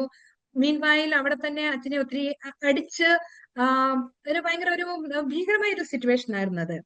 അതുപോലെ തന്നെ ഇപ്പൊ ഒരു ബൈബിൾ കൈവെക്കാൻ, അല്ലെങ്കിൽ ഞാനിപ്പം വർക്ക് ചെയ്യുന്ന ഒരു ഇൻസ്റ്റിറ്റ്യൂഷനിൽ അവിടെ ഒരു ബൈബിൾ കൈപ്പിടിക്കാൻ, ഒരു കൊന്ത കൈപ്പിടിക്കാനോ പോലും ചെറുതായിട്ട് എനിക്ക് നല്ല പേടിയുണ്ട്. കാരണം എപ്പോഴാണ് ആരാണ് കയറി വന്ന് എന്താണ് ചെക്ക് ചെയ്യുക എന്നാണ് ഞങ്ങളുടെ എല്ലാവരുടെയും ഒരു ഫിയർ. അതുപോലെ തന്നെ ഞാൻ നോക്കിയിട്ട് ഏറ്റവും അഫക്റ്റഡ് ആയിട്ടുള്ളത് ഈ ട്രൈബൽ ദളിത് കമ്മ്യൂണിറ്റികളെ. ഇതൊരു ഡിവൈഡിങ് ഫാക്ടറാണ് ഇങ്ങനത്തെ ഒരു ലോയും കൊണ്ട് വന്നേക്കുന്നത് ഒരു സമൂഹത്തെ. പ്രത്യേകിച്ച് നോക്കുമ്പോൾ ഈ ട്രൈബൽ കമ്മ്യൂണിറ്റീസ് ഒക്കെ അവർ ഒത്തിരി ഒരുമയോടെ കൂടെ കഴിയുന്നവരായിരുന്നു.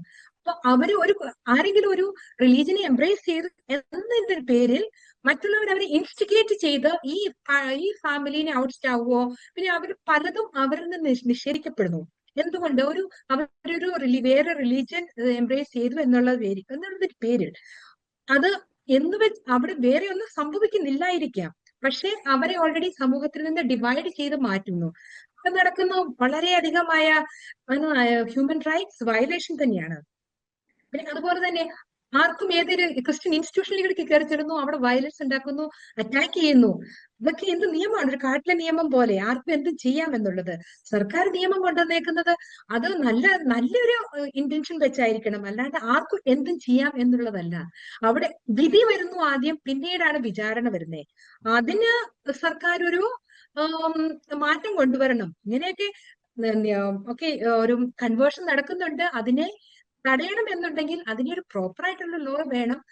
അതുപോലെ തന്നെ ഒരു പ്രോപ്പർ ഓഡിറ്റിംഗ് നടത്തിയിരിക്കണം. എന്താണ് ഇപ്പം എല്ലാ ഇൻസ്റ്റിറ്റ്യൂഷനിലും കൂടെ കൺവേർഷൻ നടക്കുന്നുണ്ടെങ്കിൽ നോർത്ത് ഇന്ത്യയിലേക്ക് എന്തുമാത്രം ക്രിസ്ത്യൻസ് ആയേനെ ബൈ നൗ. എത്രയോ സ്കൂളുകൾ 95% നോൺ ക്രിസ്ത്യൻസ് ആണ്, പക്ഷെ എത്രമാത്രം പിള്ളേർ അവിടെ കൺവേർട്ട് ചെയ്യപ്പെടുന്നുണ്ട്? ഇല്ല. പിന്നീട് എന്താണെന്ന് വെച്ചാൽ ഇങ്ങനത്തെ ഈ ലോ ഉള്ളത് കൊണ്ട് നമ്മളിപ്പോ ഈ ലോക്കലായിട്ട് ആൾക്കാരെയൊക്കെ, അതായത് അന്യമതത്തിൽ നിന്നുള്ള ആൾക്കാരെ നമ്മുടെ ഇൻസ്റ്റിറ്റ്യൂഷനിൽ എംപ്ലോയ് ചെയ്യാനോ ജോലി കൊടുക്കാനൊക്കെ നമുക്കൊരു ചെറിയൊരു പേടിയാണ്. കാരണം എന്താണ് വരുന്നത് നമുക്ക് പറയാൻ പറ്റത്തില്ലല്ലോ. അതുകൊണ്ട് എപ്പോഴും നമ്മളൊരു we are bound to feel threatened. അങ്ങനെ ഒരു അനാവശ്യമായ ഫിയർ ആണ് ഇത് കൊണ്ടുവരുന്നത്. അതേസമയം യഥാർത്ഥത്തിൽ ഒരു കൺവേർഷൻ നടക്കുന്നുണ്ടെങ്കിൽ അതിന് സർക്കാർ അതിൻ്റെതായ anyone can file law FIR എന്നുള്ളതല്ല വേണ്ടത്. അതിനൊക്കെ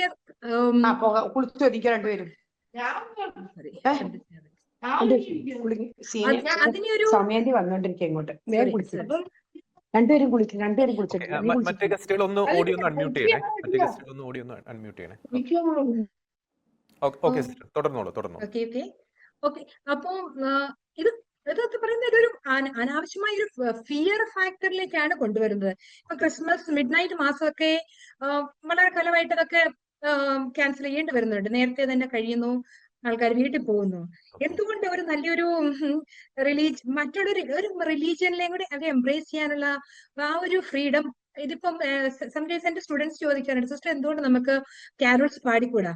അപ്പോ ഇവിടെ I am bound to say that വേണ്ട, ഈ വർഷം ഇങ്ങനെ നമുക്ക് ചെയ്യണ്ട പറയാം. It feels bad to tell them നമുക്ക് അങ്ങനെ പറ്റത്തില്ല എന്നുള്ളത്. പക്ഷെ അവർക്ക് അത് ആവശ്യമുണ്ട്, മറ്റുള്ള റിലീജിയൻ എന്നുള്ളത്. പക്ഷെ നമ്മൾ തന്നെ ഒരു പ്രിക്കോഷൻ എടുത്ത് പോകുന്നു. അതാണ് അതിന്റെ ഒരു എന്തെന്നാ പറയേണ്ട ഒരു ഇങ്ങനത്തെയുള്ള ലോയുടെ ഒരു ഫ്ലിപ്പ് പോയിന്റ്. ഓക്കെ സിസ്റ്റർ, മറ്റൊരു കാര്യം കൂടി. നമ്മൾ ഇത്തരം വിഷയങ്ങളൊക്കെ ഉണ്ടാകും, ഇത് അധികാരികളുടെ ഭാഗത്തു നിന്നാണ്, അല്ലെങ്കിൽ അവിടുത്തെ രാഷ്ട്രീയ നേതൃത്വങ്ങളുടെ ഭാഗത്തു നിന്നാണ്, ഭരണ നേതൃത്വങ്ങളുടെ ഭാഗത്തു നിന്നാണ് ഇത്തരം നിയമങ്ങളൊക്കെ ഉണ്ടാകുന്നത്. നമ്മൾ ഇത്തരത്തിലുള്ള ആൾക്കൂട്ട വിചാരണകൾക്ക്, ആൾക്കൂട്ട ഭീഷണികൾക്ക് വിധേയരാകേണ്ടി വരുമ്പോൾ നമ്മൾ അധികാരികളുടെ അടുത്തേക്ക് സമീപിക്കുമ്പോൾ അവരുടെ ഒരു പ്രതികരണം എങ്ങനെയാണ്? അധികാരികളുടെ മാത്രമല്ല, അവിടുത്തെ രാഷ്ട്രീയ നേതൃത്വങ്ങളുടെ അല്ലെങ്കിൽ രാഷ്ട്രീയ പാർട്ടികളുടെയൊക്കെ അടുത്ത് നമ്മൾ പരാതിയൊക്കെ ആയിട്ട് പോകുമ്പോൾ, പോലീസിന്റെ അടുത്ത് പരാതിയായിട്ട് പോകുമ്പോഴൊക്കെ അവരുടെ ഭാഗത്തു നിന്നുള്ള ഒരു മനോഭാവം എങ്ങനെയാണ് ഇത്തരം വിഷയങ്ങളിൽ? അങ്ങയുടെ അനുഭവത്തിനെ വിളിച്ചത്. ഇൻഫാക്ട് എനിക്ക് അതിന്റെ ഒരു ഫസ്റ്റ് ഹാൻഡ് എക്സ്പീരിയൻസ് ഉണ്ടായിട്ടില്ല, പക്ഷെ ഞാൻ കേട്ടിരിക്കുന്നത്രോ നമുക്ക് ഒരിക്കലും വിശ്വസിക്കാൻ പറ്റത്തില്ല ആരാണ് നമുക്ക് അനുകൂലം, ആരാണ് നമുക്ക് പ്രതികൂലം എന്നുള്ളത്. ചിലപ്പോൾ പോലീസ് പറയും ഓക്കെ ഞങ്ങൾ നിങ്ങളെ സംരക്ഷിക്കാം, അല്ലെങ്കിൽ ലോക്കൽ MLAs പറയും ഞങ്ങൾ നിങ്ങളെ സംരക്ഷിക്കാനുള്ളതാണ്. പക്ഷെ എങ്കിൽ പിന്നെ എവിടെ നിന്നാണ് ഈ അറ്റാക്ക് വന്നത്? എവിടെ നിന്നാണ് ഇങ്ങനെയൊക്കെ സംഭവിക്കുമ്പോൾ എന്തുകൊണ്ട് നമുക്കൊരു പ്രൊട്ടക്ഷൻ അല്ലെങ്കിൽ ഒരു ഇത് വരുന്നില്ല? പക്ഷെ എല്ലാ കേസുകളും അങ്ങനെയല്ലായിരിക്കും ചെയ്യാൻ. ചില കേസുകളിൽ പോലീസ് അത് ഹാൻഡിൽ ചെയ്തിട്ടുണ്ട് വെരി വെൽ ആയിട്ട്. എനിക്ക് തോന്നുന്നത് ഡിപ്പെൻഡ്സ് ഓൺ ദ സിറ്റുവേഷനും ആരാണെന്നും ഉള്ളതൊക്കെ. ചിലപ്പോൾ ഈ ട്രൈബൽസിന്റെ ഒക്കെ സിറ്റുവേഷനിലൊക്കെ വരുമ്പോഴത്തേനും അവിടെ മോബ് അത് ഓൾറെഡി അറ്റാക്ക് ചെയ്തു കഴിഞ്ഞു. അതേസമയം ഒരു ഇൻസ്റ്റിറ്റ്യൂഷൻ ഒക്കെ വരുമ്പോൾ ഒരു ഇത്തിരിയും കൂടെ നമ്മൾ സേഫ് ആകാൻ ഒരു ചാൻസ് ഉണ്ട്, വളരെ മിനിമം ദോ. നമ്മുടെ സോഷ്യൽ റിലേഷൻഷിപ്പ് ഓൾസോ അനുസരിച്ചിരിക്കും. പക്ഷെ എന്നാലും അതൊരു ഭയങ്കര കോംപ്ലിക്കേറ്റഡ് കാര്യം തന്നെയാണ്. നമുക്കറിയത്തില്ല ആരാണ് നമുക്കൊപ്പം ആരാണ് നമുക്ക് എഗെയിൻസ്റ്റ് എന്നുള്ളത്. ഓക്കെ, വ്യക്തമാണ്. ഞാൻ അടുത്ത ഘട്ടത്തിലേക്ക് വരികയാണ്.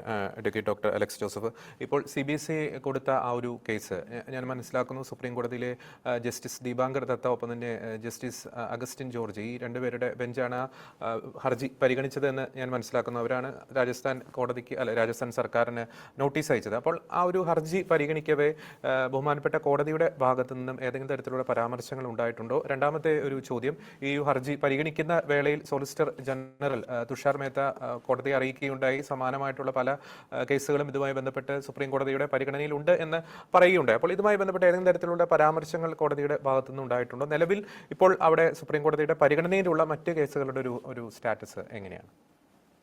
സുപ്രീം കോടതി കേസ് പരിഗണിച്ചപ്പോൾ നമ്മുടെ CBSEക്ക് വേണ്ടി ഫയൽ ചെയ്ത അഡ്വക്കേറ്റ് ഓൺ റെക്കോർഡ് എന്ന നിലയിൽ ഞാൻ അവിടെ ഹാജരുണ്ടായിരുന്നു കോടതിയുടെ മുമ്പിൽ. കോടതി ജസ്റ്റിസ് ദീപാങ്കർ ദത്ത വളരെ നിയമപരമായ അറിവും തുറന്ന കാഴ്ചപ്പാടും സത്യസന്ധതയും നീതിബോധമുള്ള ഒരു ന്യായാധിപനാണ്. ആ കേസ് എടുത്ത ഉടനെ തന്നെ കേസ് പഠിച്ചും വായിച്ചിട്ടും ഒക്കെയാണ് ഒട്ടുമിക്ക എല്ലാ ജഡ്ജിമാരും തന്നെ വരുന്നത്.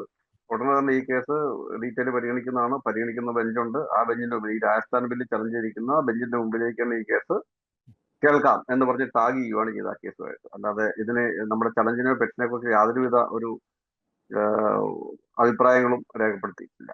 നമുക്കെതിരായിട്ടോ അനുകൂലമായിട്ടോ ഒന്നും തന്നെ ഒരു ജഡ്ജ് എന്ന് പറഞ്ഞാൽ without prejudice or fear of favour, ആ വളരെ വ്യക്തമായിട്ട് തന്നെ കോടതി അത് ഡീറ്റെയിൽ ആയിട്ട് കേൾക്കേണ്ടതുണ്ട്. അത് കേൾക്കുന്ന ബെഞ്ചിലേക്ക് ഇത് ടാഗ് ചെയ്യുകയാണ് ചെയ്തിരിക്കുന്നത്. പിന്നെ സിസ്റ്റർ നേരത്തെ പറഞ്ഞ കാര്യമൊക്കെ ഒരു കാര്യം പ്രത്യേകിച്ച് ഊതി പറയാനുണ്ട്. അതായത് ഈ രാജസ്ഥാൻ ആക്ടിന്റെ ഭീകരത പലപ്പോഴും നമ്മൾ മനസ്സിലാക്കുന്നില്ല. കാരണം കൺവേർഷൻ ചെയ്ത് കഴിഞ്ഞ് ബാപ്റ്റിസം നടന്നു എന്നുള്ളൊരു കൺസെപ്റ്റാണ് ഇതുവരെ ഉണ്ടായിരുന്ന കൺവേർഷനെ പറ്റി നമ്മൾ വിചാരിച്ചുകൊണ്ടിരുന്നത്.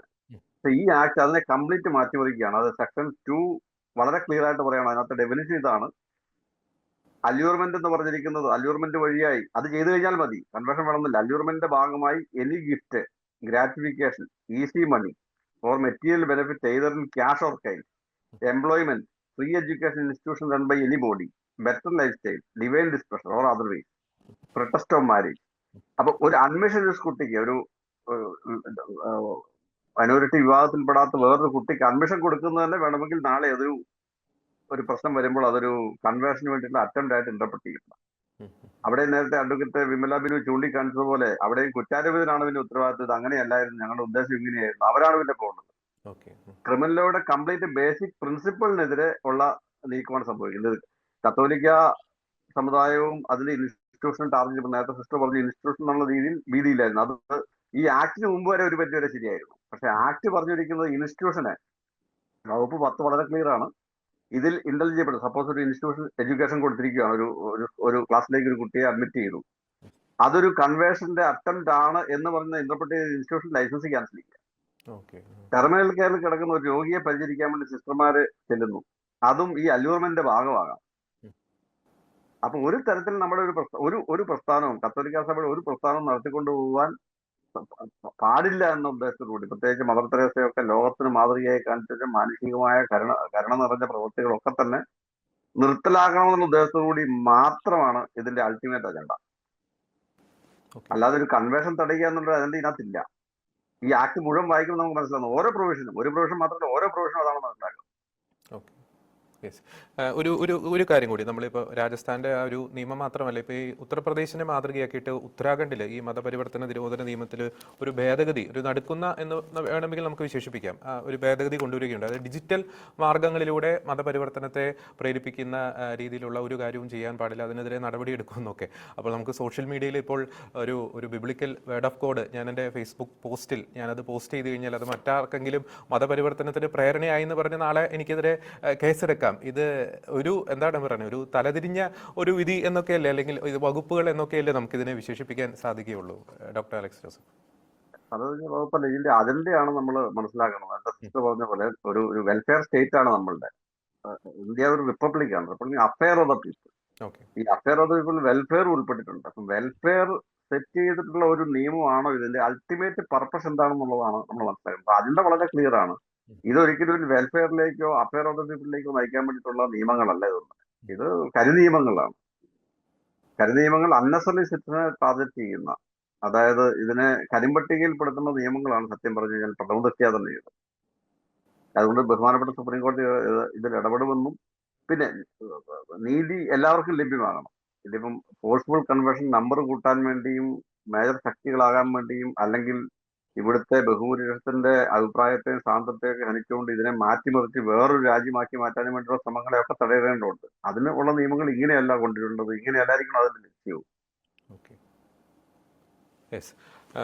ഞാൻ അഡ്വക്കേറ്റ് വിമല ബിനുവിലേക്ക് ഒരിക്കൽ കൂടി വരികയാണ്. ഞാൻ ഇപ്പോൾ സിസ്റ്റർ ടെസ്സി സൂചിപ്പിച്ച വളരെ പ്രധാനപ്പെട്ട ഒരു പോയിന്റ് ഉണ്ട്. അതായത് ഇത്തരം സംഭവങ്ങൾ അല്ലെങ്കിൽ പ്രശ്നങ്ങളൊക്കെ ഉണ്ടാകുമ്പോൾ വിചാരണയ്ക്ക് മുമ്പ് തന്നെ വിധി അങ്ങ് പ്രസ്താവിച്ച് കഴിഞ്ഞിരിക്കുന്നു. അവർ ഈ മതപരിവർത്തനത്തിന് വന്നവരാണ്. ഇപ്പോൾ സിസ്റ്റേഴ്സിൻ്റെ സന്യസ്തരുടെയൊക്കെ ആ ഒരു വേഷവിധാനം കണ്ടാൽ തന്നെ അത് അവർ മതപരിവർത്തനത്തിന് വന്നവരാണ് എന്ന ഒരു ചാപ്പ കുത്തുന്നു. ട്രെയിനിൽ സഞ്ചരിക്കാൻ സാധിക്കുന്നില്ല, ബസ്സിൽ സഞ്ചരിക്കാൻ സാധിക്കുന്നില്ല. മാത്രമല്ല ഈ നിയമം നടപ്പാക്കാൻ ഇങ്ങനെ ആൾക്കൂട്ടത്തിന് അങ്ങ് അധികാരം നൽകുന്ന ഒരു സാഹചര്യം. നേരത്തെ അങ്ങ് അന്താരാഷ്ട്ര നിയമങ്ങളുടെ കാര്യമൊക്കെ സൂചിപ്പിക്കുകയുണ്ടായി. അതൊരു തരത്തിൽ നോക്കുകയാണെങ്കിൽ ഞാൻ ഇൻട്രോയിൽ പറഞ്ഞതുപോലെ ഇപ്പോൾ പാകിസ്ഥാനിലൊക്കെ കുപ്രസിദ്ധമായിട്ടുള്ള ഈ മതനിന്ന, പ്രവാചക നിന്ന നിയമമൊക്കെ ഉണ്ട്. അതിൻ്റെ മറവിൽ ക്രൈസ്തവർക്കെതിരെ നടക്കുന്ന ക്രൂരതകളൊക്കെ നമുക്കറിയാം. അതിൻ്റെ ഒരു ഇന്ത്യൻ ആ ഒരു നിയമങ്ങളുടെയൊക്കെ ഒരു ഇന്ത്യൻ പതിപ്പായിട്ട് ഒരുപക്ഷെ ഇത്തരത്തിലുള്ള നിയമങ്ങളെ വേണമെങ്കിൽ നമുക്ക് വ്യാഖ്യാനിക്കാൻ സാധിക്കില്ല. ഇതിലെ കിരാത വകുപ്പുകളുടെ ആ ഒരു തീവ്രത അല്ലെങ്കിൽ അത് സൃഷ്ടിക്കുന്ന ഒരു ഭീഷണി നമ്മൾ ആഴത്തിൽ പഠിച്ചു കഴിയുമ്പോൾ. അഡ്വക്കേറ്റ് വിമല ബിനു. തീർച്ചയായിട്ടും international covenant on civil and political rights പറയുന്നത്, അതിന്റെ ഒരു ചാപ്റ്റർ 22 പറയുന്നത് ഇങ്ങനെയാണ്: നമ്മൾ ഏത് മതത്തിൽ വിശ്വസിക്കുന്നു എന്നുള്ള കാര്യം മറ്റൊരാളോട് ഫോഴ്സ്ഫുള്ളി വെളിപ്പെടുത്തേണ്ട ആവശ്യം പോലും ഇല്ല. അത് നമ്മുടെ സ്വാതന്ത്ര്യത്തിന്റെ ഭാഗമാണ്. ഏത് മതത്തിൽ വിശ്വസിക്കണം, നമ്മൾ ഏത് ഓർഡർ ഫോളോ ചെയ്യണം, ഏത് മതത്തിൽ വിശ്വസിക്കുകയോ വിശ്വസിക്കാതിരിക്കുകയോ ചെയ്യാം, അത് നമ്മുടെ റൈറ്റ് ആണ്. സോ ആ ഒരു സ്വാതന്ത്ര്യത്തിന്മേലുള്ള ഒരു കടന്നുകയറ്റം കൂടിയാണ് നമ്മളിപ്പം ഒരു വ്യക്തി പിന്നെ ഒരു മതപരിവർത്തനം ചെയ്തു എന്ന് പറഞ്ഞുകൊണ്ട് ഒരു കേസ് വരുമ്പോൾ തന്നെ അയാളുടെ മതം എന്തെന്ന് അയാൾ വെളിപ്പെടുത്തേണ്ടിയിരിക്കുന്നു. മതം എന്ന് പറഞ്ഞാൽ നമ്മുടെ അഭിപ്രായം എന്നുള്ളതാണ് എൻ്റെ ഒരു കോമൺ ലാംഗ്വേജ്. അഭിപ്രായം എന്ന് പറഞ്ഞാൽ നമ്മൾ ഏത് വിശ്വാസത്തിൽ നിലനിൽക്കുന്നു എന്നുള്ളത്. സോ വിശ്വാസത്തിൽ നിലനിൽക്കാനോ വിശ്വാസത്തിൽ നിലനിൽക്കാതിരിക്കാനോ ഉള്ള എൻ്റെ ചോയ്സിനെ, എൻ്റെ സ്വാതന്ത്ര്യത്തെയാണ് ഹനിക്കുന്നത്. And here in this case ഇതിങ്ങനെ ഒരു ചർച്ചകൾക്ക് മാത്രമായിട്ട് നിൽക്കാതെ ഇതിനെതിരെ സ്ട്രോങ് ആയ പ്രൊട്ടസ്റ്റുകൾ പിന്നെ സഭാതലങ്ങളിൽ ഉണ്ടാവണം എന്ന് തന്നെയാണ് ഞാൻ ആഗ്രഹിക്കുന്നത്. കാരണം നമ്മൾക്ക് ഇതിന്റെ ഗ്രാവിറ്റി മനസ്സിലാതെ നമ്മൾ പലപ്പോഴും കേരളത്തിലായതുകൊണ്ടൊക്കെയാണ്, മലയാളികളായതുകൊണ്ടും നമുക്ക് ഇതിന്റെ ഗ്രാവിറ്റിയെ കുറിച്ച് അത്ര തന്നെ പരിചയമല്ല. പക്ഷെ നമുക്കറിയാം, നമ്മൾ നോക്കുവാണെങ്കിൽ ഛത്തീസ്ഗഡില് ഈ ക്രൈം രജിസ്റ്റർ ചെയ്യപ്പെട്ട കന്യാസ്ത്രീകൾക്കെതിരെ UAPA അടക്കം ചുമത്തിയിരുന്നു. വിചാരണ കൂടാതെ അവർ ജയിലിൽ അടയ്ക്കപ്പെടേണ്ട അവസ്ഥയാണ് ഉണ്ടായിരുന്നത്. ആൻഡ് ഇത്തരം കേസുകൾ വരുമ്പോഴേക്കും ഓൾമോസ്റ്റ് ഈ 12 സ്റ്റേറ്റുകളിൽ ഈ നിയമമായി കഴിഞ്ഞു എന്ന് പറഞ്ഞു കഴിഞ്ഞാൽ ഓൾമോസ്റ്റ് ഇന്ത്യയുടെ ഒരു portion of the area is being done by this law. അപ്പൊ എന്താണ്, ക്രിസ്ത്യൻസിന് അവിടെ ജീവിക്കാൻ പറ്റാത്ത, ക്രിസ്ത്യൻ ഇൻസ്റ്റിറ്റ്യൂഷൻസിന് അവിടെ ഈ പറഞ്ഞ പോലെ പുറത്തുനിന്ന് ഒരാളെ അക്കോമഡേറ്റ് ചെയ്യാൻ പോലും കഴിയാത്ത ഒരു സാഹചര്യം ഇതിൽ സൃഷ്ടിക്കപ്പെട്ടിരിക്കുന്നു എന്നുള്ളത് അത്യന്തം വേദനാജനകമാണ്. അത് പിന്നെ എൻ്റെ സുഹൃത്തായ അഡ്വക്കേറ്റ് അലക്സ് ആണ് ഈ പോരാട്ടത്തിന് മുമ്പിൽ നിൽക്കുന്നതെന്ന് അറിഞ്ഞതിൽ വളരെ സന്തോഷമാണ്. എനിക്കറിയാം അദ്ദേഹം എൻ്റെ സീനിയർ ആയിരുന്നു. സോ വളരെ നന്നായിട്ട് ഈ കേസ് അദ്ദേഹം ഫൈറ്റ് ചെയ്യും എന്നുള്ള പൂർണ്ണ ബോധ്യം എനിക്ക് സന്തോഷമാണ് ഉണ്ടായത്. അദ്ദേഹമാണ് ഈ കേസ് നടത്തുന്നതെന്ന് അറിഞ്ഞപ്പോൾ. പിന്നെ എനിക്കറിയാം he will fight for it. And ഇത്തരം ഒരു ഫൈറ്റ് മാത്രമായിട്ട് അതിനെ നമ്മൾ ചുരുക്കി പോകാതെ ഇത് ആളുകളുടെ പൊതുജനങ്ങളിലേക്ക് മതപരിവർത്തന നിയമം എന്താണ്, ഈ ഡ്രാക്കോണിയം ലോസ് എങ്ങനെയാണ് ആളുകളുടെ അവകാശത്തെ, കത്തോലിക്ക ക്രിസ്ത്യൻ മൈനോറിറ്റീസിന്റെ അവകാശങ്ങളെ ഹനിക്കുന്നത് എന്നുള്ളത് പൊതുജനങ്ങളുടെ ബോധ്യത്തിലേക്ക് കൂടെ നമ്മൾ എത്തിക്കേണ്ട ഉത്തരവാദിത്വം നമുക്കുണ്ട്. കാരണം 12 സ്റ്റേറ്റ്സിലും ഈ ലോ എനാക്ട് ചെയ്തിരിക്കുന്നത് വളരെ ഡ്രാക്കോണിയൻ രീതിയിൽ തന്നെയാണെന്ന് പറയാതിരിക്കാൻ വയ്യ. ഏത് തരത്തിലും നമ്മളുടെ സഹോദരങ്ങളായ മിഷണറീസ് എവിടെയും ആക്രമിക്കട്ടെ. ആൻഡ് നമ്മൾ ശ്രദ്ധിക്കേണ്ട മറ്റൊരു കാര്യം, മതപരിവർത്തന നിയമപ്രകാരം അറസ്റ്റ് ചെയ്യപ്പെട്ടവരോ ക്രൈം രജിസ്റ്റർ ചെയ്യപ്പെട്ടവരോ ആരും തന്നെ മതപരിവർത്തനം നടത്തിയിട്ടല്ല ഇത്തരത്തിലുള്ള ഒഫൻസുകളിൽ ചാർജ് ചെയ്യപ്പെട്ടിരിക്കുന്നത് എന്നുള്ളതും കൂടെ വളരെ ശ്രദ്ധേയമായ ഒരു കാര്യമാണ്. ഇതിൽ ഒരു കേസിൽ പോലും അവർ മതപരിവർത്തനം നടത്തിയിട്ടില്ല. ഇല്ലാതെ തന്നെ അവർക്കെതിരെ ഒഫൻസുകൾ ചാർജ് ചെയ്തിരിക്കുകയാണ്. ഏതെങ്കിലും വ്യക്തികൾക്കോ സംഘടനകൾക്കോ വൈരാഗ്യമുണ്ടെങ്കിലോ അല്ലെങ്കിൽ മറ്റേതെങ്കിലും രാഷ്ട്രീയ മേൽക്കൈക്ക് വേണ്ടിയിട്ടോ ഇത്തരത്തിലുള്ള കേസുകൾ അവർക്ക് ലോഞ്ച് ചെയ്താൽ തന്നെ അവർക്ക് ഫുൾ പ്രൊട്ടക്ഷൻ ആണ്. So what is to be done is, നമ്മൾ ഓരോരുത്തരും ഇതിനെ ഗ്രാസ് റൂട്ട് ലെവലിൽ തന്നെ ഇതിനെക്കുറിച്ചുള്ള പൊതുബോധവും അവയർനെസ്സും കൊണ്ടുവരേണ്ടത് അത്യന്താപേക്ഷിതമാണ്. അതോടൊപ്പം തന്നെ സഭ സ്ട്രോങ് ആയിട്ട് ഇതിനെതിരെ നിലകൊള്ളണം. കാരണം ഇന്ത്യയിൽ ജീവിക്കാനും ഇന്ത്യയിൽ നമ്മുടെ മതവിശ്വാസങ്ങളെ മുറുകെ പിടിക്കാനും നമ്മുടെ മതവിശ്വാസം വേണമെങ്കിൽ ഏറ്റു പറയാനുമുള്ള സ്വാതന്ത്ര്യം എന്നത് നമ്മുടെ ഇന്ത്യൻ ഭരണഘടന നമുക്ക് ഉറപ്പ് നൽകിയിരിക്കുന്ന സ്വാതന്ത്ര്യമാണ്. സുപ്രീം കോടതി നമ്മുടെ സ്വാതന്ത്ര്യങ്ങളെ പ്രൊട്ടക്ട് ചെയ്യുമെന്ന് തന്നെ വിശ്വസിക്കുന്നു. ഓക്കെ, നമുക്കറിയാം നമ്മൾ ഈ ചർച്ച ചെയ്ത ഈ ഡ്രക്കോണിയൻ നിയമങ്ങൾ, ഈ നിർബന്ധിത മതപരിവർത്തന നിരോധന നിയമങ്ങൾ, ഇപ്പോൾ ഈ പാനലിൽ അതിൻ്റെ ഏറ്റവും കൂടുതലൊരു ഇരയാക്കപ്പെടുന്നത് സിസ്റ്റർ തന്നെയാണ്. അപ്പോൾ സിസ്റ്ററിനോട് ഞാൻ ചോദിക്കാൻ ആഗ്രഹിക്കുന്നത്, ഒരു വരിഞ്ഞു മുറുക്കപ്പെടുന്ന ഒരു അവസ്ഥയിലൂടെയാണ് അവിടുത്തെ ശുശ്രൂഷകൾ അല്ലെങ്കിൽ അവിടുത്തെ സന്യസ്തർ വൈദികരൊക്കെ ഇത്തരം നിയമങ്ങളുടെ പശ്ചാത്തലത്തിൽ കടന്നു പോകുന്നത്. സന്യസ്ത വേഷം ധരിച്ച് പൊതുമധ്യത്തിൽ ഇറങ്ങാൻ സാധിക്കാത്ത ഒരു അവസ്ഥ സിസ്റ്റർ സൂചിപ്പിച്ചു. കൊന്ത കാണിക്കാനോ അല്ലെങ്കിൽ കുരിശ് കാണിക്കാൻ പോലും ഭയപ്പെടുന്ന ഒരു സാഹചര്യം. അപ്പോൾ ഇത്തരം ഒരു സാഹചര്യത്തിൽ ഏതെങ്കിലും ഒരു ഘട്ടത്തിൽ ഈ രോഗികളെയും അല്ലെങ്കിൽ പാവപ്പെട്ടവരെയും ഇനി അവിടെ ശുശ്രൂഷിക്കേണ്ട അങ്ങനെ ഒരു ചിന്ത മനസ്സിൽ വന്നിട്ടുണ്ടോ? അതോ കൂടുതൽ ധീരതയോടുകൂടി പഴയതിനേക്കാൾ ഇരട്ടി തീഷ്ണതയോടുകൂടി ശുശ്രൂഷ അവിടെ തുടരാൻ തന്നെയാണോ തീരുമാനം സിസ്റ്റർ ടെസി? ശരിയാണ്. ഈ കഴിഞ്ഞ കുറച്ച് വർഷങ്ങൾക്കകം പല കോൺഗ്രിഗേഷനുകൾ അവരുടെ യൂണിഫോം ചേഞ്ച് ചെയ്യേണ്ടി വന്നിട്ടുണ്ട്. വളരെ ട്രഡീഷണൽ ആയിരുന്ന കോൺഗ്രിഗേഷൻ പോലും ഹാബിറ്റ് ഇട്ടവർ പോലും ഇപ്പം ചുരിദാറിലേക്ക് മാറി ഇതൊക്കെയാണ് കാണുന്നത്. ഓക്കെ, അതിപ്പം സൊസൈറ്റിയിൽ അക്സെപ്റ്റ് ആയതുകൊണ്ട് അത് നല്ലൊരു കാര്യമാണ്. പക്ഷെ എനിക്ക് തോന്നുന്നില്ല ഇങ്ങനെ ഒരു മതപരിവർത്തനത്തിന്റെ പേരിൽ ആരെങ്കിലും കോൺഗ്രിഗേഷൻ ക്ലോസ് ഡൗൺ ചെയ്യേണ്ടതോ അല്ലെങ്കിൽ ഇൻസ്റ്റിറ്റ്യൂഷൻ ക്ലോസ് ഡൗൺ ചെയ്തിട്ട് ഓക്കെ ഡൺ ആൻഡ് ഡസ്റ്റഡ് എന്ന് പറഞ്ഞ് ഇറങ്ങി പോയതായിട്ട് എനിക്ക് തോന്നുന്നില്ല. അങ്ങനെ ചെയ്യുമെന്നും തോന്നുന്നില്ല. പിന്നെ നമ്മൾ പ്രിക്കോഷൻ എടുക്കണം. ഓക്കെ, ആൾക്കാർക്ക് നമ്മൾ പ്രത്യേകിച്ച് വില്ലേജിലൊക്കെ മിനിസ്ട്രി ചെയ്യുന്നവർ, ഈ ട്രൈബൽസ് ദളിതിന്റെ അങ്ങോട്ട് ഇറങ്ങിച്ചെന്ന് അവിടെ മിഷൻ ചെയ്യുന്നവർ കുറെയൊക്കെ കെയർഫുൾ ആയിരിക്കേണ്ടതുണ്ട്. കാരണം ആൾക്കാരെ പറഞ്ഞ് മനസ്സിലാക്കിക്കാൻ പറ്റുന്ന കാര്യമല്ല. ഇപ്പം മോബ് വരുമ്പോൾ തന്നെ നമുക്ക് ഓക്കെ സോറി ഞാൻ അതിന് വേണ്ടി അല്ല വന്നതെന്ന് പറഞ്ഞിട്ട് കാര്യമില്ല. അവിടെയാണ് നമ്മൾ നമ്മുടെ കോമൺ സെൻസ് ഉപയോഗിച്ച് we have to know what is it. അപ്പോ ഇപ്പം നമ്മൾ നമ്മുടെ ഗുഡ് വർക്ക് ചെയ്യുന്നു. പിന്നെ കർത്താവ് പറഞ്ഞ പോലെ if the world doesn't accept you, dust on your feet and move away. അതിന് അത്രയൊരു നമ്മൾ എത്തിയിട്ടില്ല എങ്കിലും ചില നേരത്ത് നമ്മൾ ഓക്കെ ചിന്തിക്കേണ്ട വരും അങ്ങനെ. പക്ഷെ എനിക്ക് തോന്നുന്നില്ല ഇതുവരെയായിട്ടും ആരും റിലീജിയസ് അങ്ങനെ ചെയ്യുന്നത്, മിഷണറീസ് അങ്ങനെ ചെയ്യേണ്ട ആ രീതി എത്തിയിട്ടില്ല. We are still because we have good people around. അതുകൊണ്ട് ഒരു സംഘം നമ്മളെ ആക്രമിച്ചാലും പക്ഷേ വേറൊരു സംഘം ഉണ്ട് നമ്മുടെ കൂട്ടത്തിൽ. അവർ നമ്മുടെ ആവശ്യമുള്ളവര്, who are our stakeholders, മിക്കവരും തന്നെ നമ്മുടെ ഹിന്ദു ബ്രദറൻസ് ആയിരിക്കും, അല്ലെങ്കിൽ നമ്മളെ സപ്പോർട്ട് ചെയ്യാൻ അവരുണ്ടായിരിക്കും. അവരുടെ മോറൽ സപ്പോർട്ടാണ് അവിടെ ഇരിക്കുന്നത്. അഗെയിൻ എന്തെങ്കിലും സംഭവിച്ചിട്ടുണ്ടെങ്കിൽ അവർ എത്രമാത്രം നമ്മുടെ കൂടെ നിൽക്കും എന്നുള്ളത് അത് വേറെ കാര്യം. പക്ഷേ നമ്മൾ ഒരിച്ചിരി കാണുന്ന അവരുടെ നമ്മുടെ അക്സെപ്റ്റൻസിൽ നമ്മൾ പിടിച്ചു നിന്ന് നമ്മളെ കൊണ്ട് ചെയ്യാൻ പറ്റുന്നത് നമ്മൾ ചെയ്യും.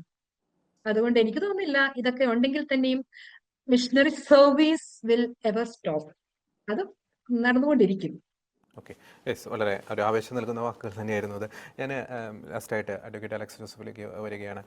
സാർ, നമുക്ക് ഇത്തരത്തിലുള്ള സംഭവങ്ങൾ ഇങ്ങനെ ആവർത്തിച്ചുകൊണ്ട് വരുന്നു, ഇത്തരത്തിലുള്ള കിരാത നിയമങ്ങൾ ഇങ്ങനെ വർദ്ധിച്ചുകൊണ്ട് വരുന്നു. അപ്പോൾ നമുക്കറിയാം CBCയുടെ ലീഗൽ സെൽ മെമ്പർ കൂടിയാണ് അങ്ങ്. അപ്പോൾ നമ്മളൊരു നിയമപരമായിട്ടുള്ളൊരു ലീഗൽ ലിറ്ററസി, പ്രത്യേകിച്ച് നമ്മുടെ ക്രൈസ്തവ സമൂഹങ്ങൾക്കിടയിൽ, വൈദികർക്കിടയിൽ, സന്യസ്തർക്കിടയിൽ കൂടുതൽ ആഴപ്പെടുത്തേണ്ടതിൻ്റെ ഒരു ആവശ്യകത തന്നെ ഇത്തരം സാഹചര്യങ്ങൾ ചൂണ്ടിക്കാണിക്കുകയാണ്. നമ്മൾ ഇത്തരം കിരാത നിയമങ്ങൾക്കെതിരെ ശക്തമായി പാരലായിട്ട് തന്നെ ഒരു പോരാട്ടം നടത്തണം, അത് അവസാനിപ്പിക്കുന്നത് വരെ. പക്ഷേ എങ്കിൽ പോലും നിലവിലെ ആ ഒരു സാഹചര്യത്തിൽ നമ്മൾ പ്രാവുകളെ പോലെ നിഷ്കളങ്കരും സർപ്പങ്ങളെ പോലെ വിവേകികളുമായിരിക്കണമെന്ന് പരിശുദ്ധ ബൈബിളിൽ പറയുന്നുണ്ട്. അപ്പോൾ ആ ഒരു നിയമത്തിൻ്റെ ആ ഒരു വിവേകം കൂടുതൽ നമ്മുടെ മേഖലകളിൽ, നമ്മുടെ സമൂഹത്തിൽ ആഴപ്പെടണം. ഈ ഒരു സാഹചര്യത്തിൽ അങ്ങനെ ഒരു ചിന്ത അങ്ങേക്കുണ്ടോ? അതെങ്ങനെ കൂടുതൽ ശക്തിപ്പെടുത്താൻ സാധിക്കും? തീർച്ചയായിട്ടും. അതായത് ക്രൈസ്തവ ദർശനത്തിലെ പ്രകാശിപ്പിക്കുന്ന പ്രകാശനാളങ്ങളാകുക എന്നുള്ള വിളി ഉൾക്കൊണ്ട് ഇതിനെ നിയമപരമായ ആംഗിൾ ഈ നിയമത്തെ ചലഞ്ച് ചെയ്യുന്നത് കൂടാതെ ഇതിന്റെ അൾട്ടിമേറ്റ് അജണ്ട നമ്മൾ എക്സ്പോസ് ചെയ്യുന്നുണ്ട്. ഇപ്പൊ സിസ്റ്റർ പറഞ്ഞ പോലെ ഇത് ഭീഷണിപ്പെടുത്തി പിന്നെ ഇവിടുത്തെ ആൾക്കാരെ മുഴുവൻ മാറ്റുകയോ ഇല്ലാതാക്കുകയോ ചെയ്യുന്നുള്ളതല്ല അജണ്ട. ഇതൊരു ടൂൾ ആയി ഉപയോഗിക്കുകയാണ്. കാരണം ജനാധിപത്യം എന്ന പ്രക്രിയ കണ്ടുപിടിച്ചപ്പോൾ തന്നെ അതിന്റെ സിമ്പിൾ ഇക്വേഷൻ ഇത്രയേ ഉള്ളൂ: നിങ്ങൾക്ക് 100-ൽ 51 വോട്ട് നേടുക എന്നുള്ളതാണ്. അപ്പം ഇതിന്റെ നമ്മൾ ഈ അവയർനെസ്, ഇപ്പം ആങ്കറായ അങ്ങ് ചോദിച്ച വളരെ പ്രധാനപ്പെട്ട ചോദ്യമാണ്, ഏറ്റവും ഇമ്പോർട്ടന്റ് ചോദ്യമാണ് ഇങ്ങനെയുള്ള സമയത്ത്. കാരണം ഇതിന്റെ അജണ്ട എന്താണ്? ഇതിനെ ഈ നിയമങ്ങളെയൊക്കെ ടൂളായി ഉപയോഗിച്ച് സമയം വരുമ്പോൾ ഇതിനെ എടുത്തു കാണിച്ച് ഈ 100-ൽ 51 പിടിക്കുക എന്നുള്ള അത് അജണ്ടയ്ക്ക് മാത്രമായിട്ടുള്ള ടൂളായി ഇതിനെല്ലാം ഉപയോഗിക്കപ്പെടും.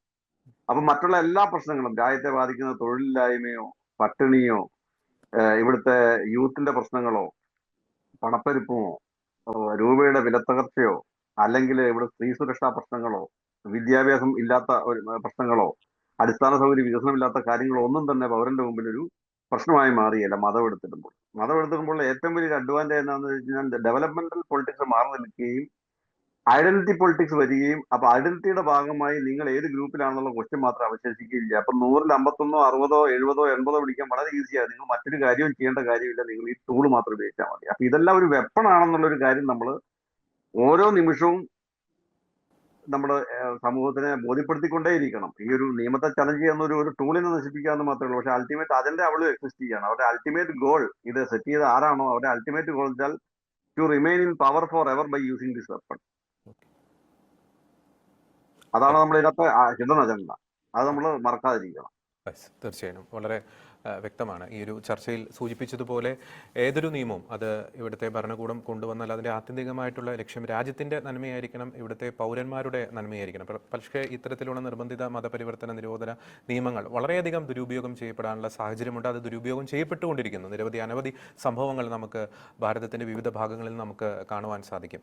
നിർബന്ധമായിട്ടുള്ള മതപരിവർത്തനം, പണം കൊടുത്തോ ഭീഷണിപ്പെടുത്തിയോ പ്രണയത്തിൻ്റെ മറവിലോ നടത്തുന്ന ആ ഒരു നിർബന്ധമായിട്ടുള്ള മതപരിവർത്തനം തീർച്ചയായിട്ടും എതിർക്കപ്പെടണം. പക്ഷേ അത് എതിർക്കേണ്ടതിന്, അതിന് തടയിടേണ്ടത് ഇത്തരത്തിലുള്ള നിയമങ്ങളിലൂടെയല്ല. ഇത്തരത്തിലുള്ള നിയമങ്ങൾ ദുരുപയോഗം ചെയ്ത് പ്രത്യേകിച്ച് ക്രൈസ്തവ സമൂഹം ഭാരതത്തിൻ്റെ വിവിധ ഭാഗങ്ങളിൽ ടാർഗറ്റ് ചെയ്യപ്പെടുന്ന ഒരു സാഹചര്യം. തീർച്ചയായിട്ടും അതിനെതിരെ ഭാരത മനസാക്ഷി ഉണരേണ്ടിയിരിക്കുന്നു, മതേതര സമൂഹം ഉണരേണ്ടിയിരിക്കുന്നു. ഇത്തരം നിയമങ്ങൾക്കെതിരെ ശക്തമായിട്ടുള്ളൊരു പോരാട്ടം, ഒറ്റക്കെട്ടായിട്ടുള്ള ഒരു പോരാട്ടം നടത്തുവാൻ ക്രൈസ്തവ സമൂഹങ്ങൾക്കാകട്ടെ മതേതര സമൂഹങ്ങൾക്ക് ആകട്ടെ എന്ന് ആശംസിക്കുന്നു. ഇന്ന് ഈ ചർച്ചയിൽ വളരെ സജീവമായി പങ്കെടുത്ത ഡോക്ടർ അലക്സ് ജോസഫ്, ഒപ്പം തന്നെ അഡ്വക്കേറ്റ് വിമല ബിനു, ഒപ്പം തന്നെ സിസ്റ്റർ ടിസി ജേക്കബ്, 3 പേർക്കും നന്ദി.